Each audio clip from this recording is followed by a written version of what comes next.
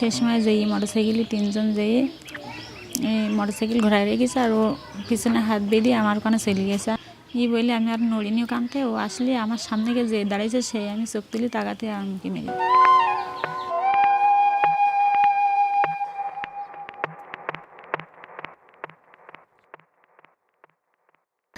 আমি আমার স্বামীর সঙ্গে আমার এই 17 বছর 18 বছর সংসার করতেছি, অন্য মেয়েদের সাথে সম্পর্ক করে। তা আমি বলতে গেলি তা নিয়ে আমার সাথে ঝগড়াঝাটি করে আমি একদিনকে ওই দেখে ফেলেছিলাম অন্য একটা মেয়ের সাথে সম্পর্ক। তা আমি চলে গেলাম বাপের বাড়ি গ্যামজাম করি। তা আমি ডিভোর্স দিলাম কোর্টে যাই আমার স্বামীকে। ডিভোর্স দেওয়ার পরে আজকে এখান থেকে 8 দিন পরে আমার এই অ্যাসিডটা মারিল আমার স্বামী যেই আর 2 জন সহ।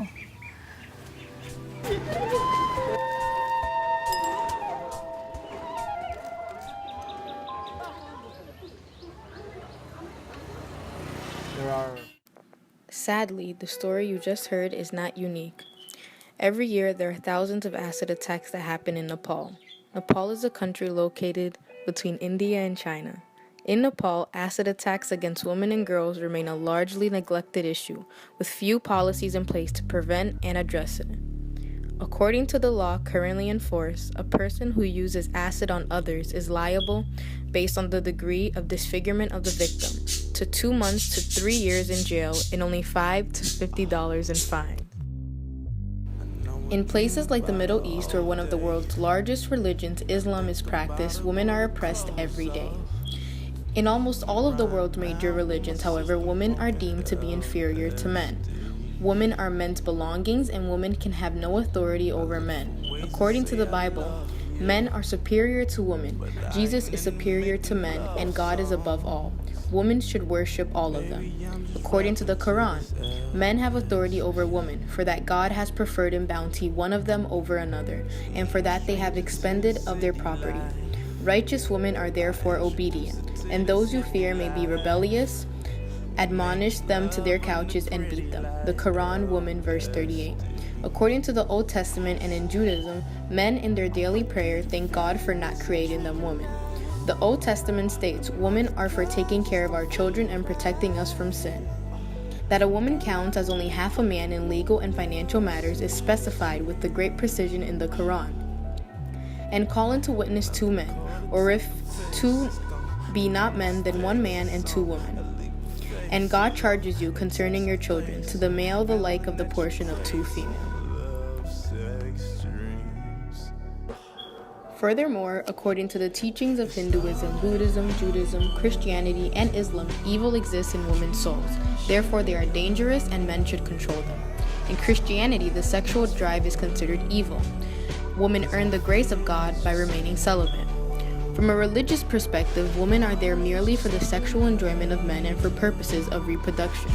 In Islam, female sexuality is acknowledged, but limits and confines women to their sexual and reproductive roles.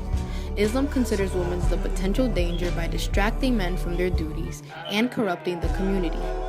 It therefore oppresses women's sexuality and does so much more effectively than any other ideological system.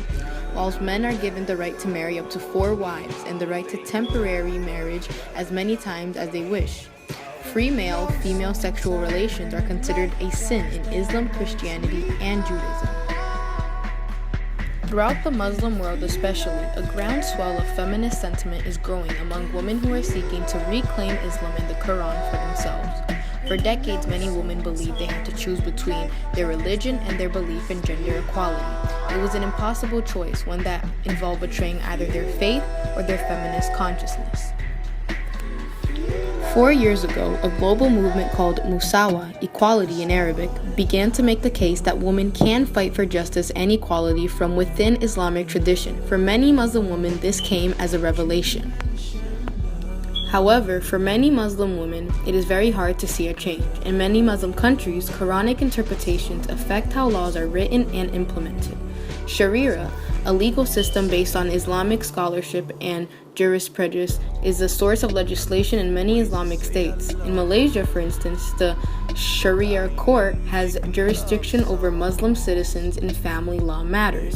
In June of this year, it found 39 Malaysians guilty of sexual crimes punishable by public caning. In countries like Iran, Egypt, Afghanistan, and Saudi Arabia, virtually all courts operate under Islamic law. In my opinion, any struggle against oppression and for women's emancipation will have to tackle the issue of Islam in power and the separation of religion from the state. This is a prerequisite for women's liberation from religious oppression. Only a strong, moderate, secularist, and egalitarian society movement will be able to rid the Middle East, North Africa, and Central Asia of Islamic control.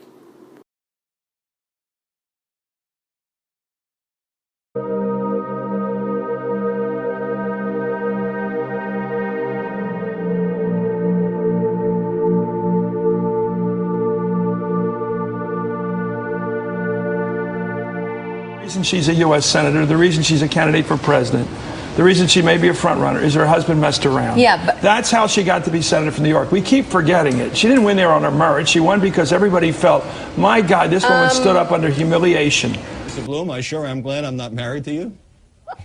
You have got to be kidding me. That is one of the more sexist remarks I've heard, and I've been debating people on the air for a long time. I mean, do men really all think that women are just dying to be married to them? Do they all think of us as sex objects? Fox News' Dave Briggs said about the Super Bowl, if you want to yap during the Super Bowl, do it with the ladies in the kitchen. You yapping. If you want to yap out in the commercials, go watch it on the other TV with the ladies in the kitchen. Because when women talk, it's not discussion, it's not chatting, it's yapping. Because women speaking, by its very nature, is annoying and negative to a man who wants to watch football. Saying it for months, men won't vote for Hillary Clinton because she reminds them of their nagging wives. When Barack Obama speaks, men hear, take off for the future. And when Hillary Clinton speaks, men hear, take out the garbage.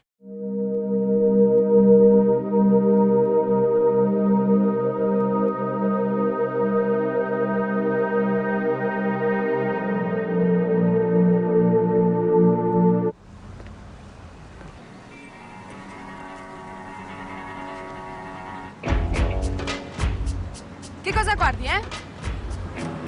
Che cosa guardi? Mi stai spogliando con gli occhi? Wow, you are definitely not afraid of dessert. You know, I wish I were secure enough to throw on any old thing and call it an outfit. Come on, you have so much body confidence. I mean, who wouldn't with those strong legs? So muscular. I'm jealous of how thick with strength they are. Hey, I like your tie. Thanks. We know how to be friends. Lois, you should just let those wounds get infected. It'll teach him a lesson about being tough. Peter, he's just a baby. You gotta let this go. My baby boy got beat up by a girl. Patrick, breakfast is ready. All right! All this parenting stuff makes me hungry. Hey, Junior, how you doing today? SpongeBob? Yes, Patrick. Kid's got a stinky. If you take care of him, my hands are kind of full. Wish I could, but I gotta get going. Going? Where are you going? Going to work. I'm the dad, remember? You mean I have to do all this baby stuff myself? I'll give you a break tonight when I get home. Don't you two stop being adorable.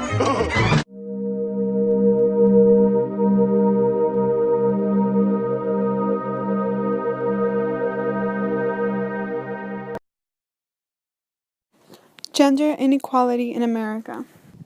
Did you know that women make up half of the world's population, yet represent 70% of the world's poor? Did you know 2/3 of illiterate adults are women? Women own 1% of the world's assets. On average, men typically make $95,000 yearly, when women make only $60,000. The portion of seats held by women in America in the national parliament is only 19%. In the 100 most successful films at the U.S. box office in 2012, 28% of the 4,475 speaking characters were female. In 2009, the rate was 33%. There was a ratio of 2.51 males to 1 female in the last top-grossing movie. Of the female characters with speaking roles, 1 in 3 were wearing sexually revealing clothes.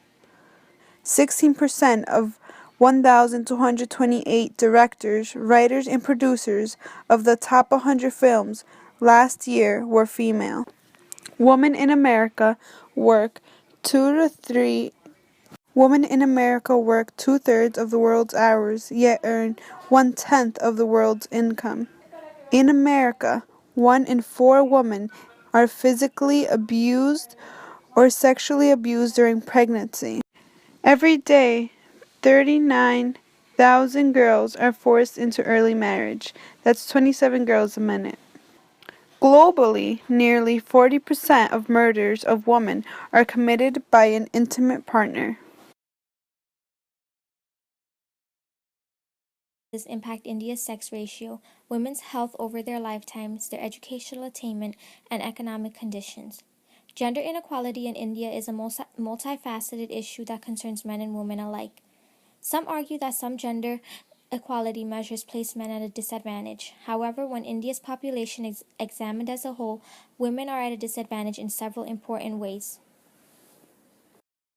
Due to the disproportionate number of female fetuses being aborted and baby girls deliberately neglected and left to die.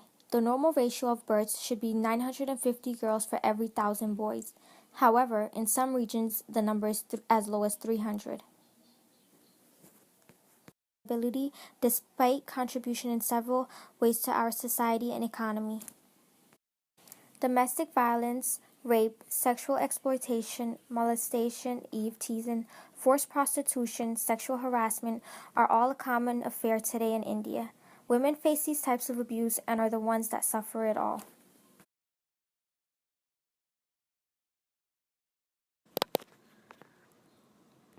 The Chinese practice of foot binding on young girls and women lasted about 1,000 years in China, starting in the 10th century and ending in the first half of the 20th century. The custom was first practiced by the elite of a status symbol of wealthy men who could afford wives who didn't need to perform the manual labor and existed solely to serve their husbands. The custom was finally ended after the communists took over power in 1949. This custom was very painful for women, and they still had to continue to do it. Throughout Chinese history, only one woman has ruled the Chinese, Empress Wu Zetian. The Empress Dowager has the de facto ruler of China and one of the most important women in Chinese history.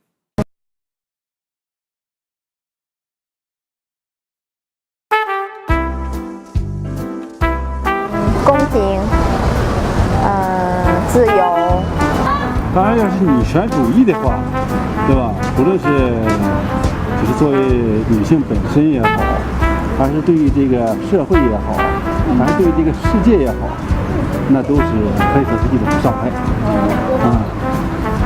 男权主义呢也是如此。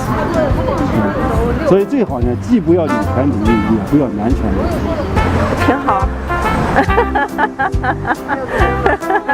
女权主义，我觉得这女权主义就是为妇女争取权利吧。因为从历史上来讲是一个男权的社会，然后女权不管是在中国还是在国外的话，我们这个妇女在历史上权利都是社会地位相对比较低的这么一个阶层。所以我觉得女权的这个运动呢，其实有助于增加妇女的自信心，然后呢增加妇女的社会地位。我觉得这是一个未来世界发展的一个趋势。我会想到欧美，我觉得这个词在欧美比较盛行。在中国可能目前为止声音还不是很大。我觉得现在好多那个都在说什么，喊的口号都说是什么维护女权主义什么什么的。其实他不管他喊的口号有多响亮，你知道吧？其实女人是比较容易受伤害的。现在不一直都是女权主义吗？就比方说吧，你看现在这些男人他有什么出轨啦，或者说是婚外情什么的，是吧？但是他的那个相对的社会舆论对他的那个就不怎么受到指责的都是女人，受到指责的都是女人。在我心里边，从很早以前就是女权主义了。有了一次婚外情，那就万恶不赦了。对女人还是不公平。所以在咱们中国来说吧，就是女权主义还是需要很长一段时间那个。我不是啊，我是男的。我也是男难的，我这个真说不好。因为我感觉现在男女都一样。我不属于女权主义者的话，给人的感觉可能还是会更加有权威性一些。我觉得自己不算是吧，就是我认为男女平等，这个是蛮重要的，女性应该有自己和男性同等的权利。